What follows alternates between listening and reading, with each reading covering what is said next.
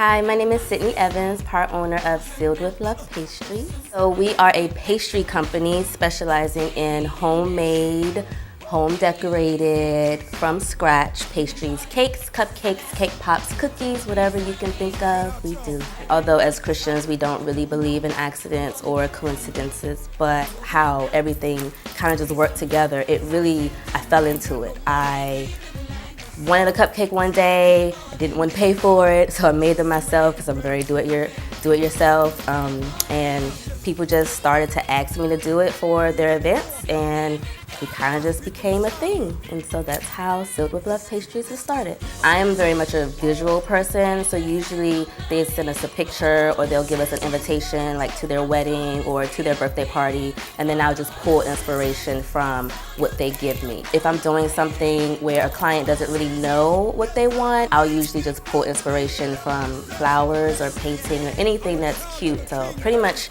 inspiration can come from anywhere, but a lot of times our clients, they already know what they want. So before I joined First Baptist, I was kind of all over the place.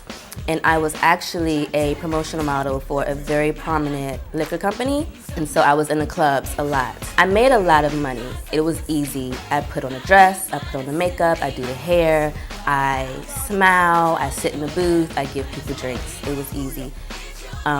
When I joined the church and decided to rededicate my life to Christ, one of the things that I knew God was calling for me to do was to leave that lifestyle. I knew that He didn't need me in the clubs. I knew that He had something better for me. Isaiah 43 talks about forgetting the former things and taking up the new. The fact that He is asking you to forget the ways that you know and forget your former life because He's got something new for you. I knew that's exactly what God was calling me to do. And so one of the first prayers that I had after I rededicated my life was, okay, God, you want me to leave this lifestyle, you want me to leave this job, I need you to give me something else.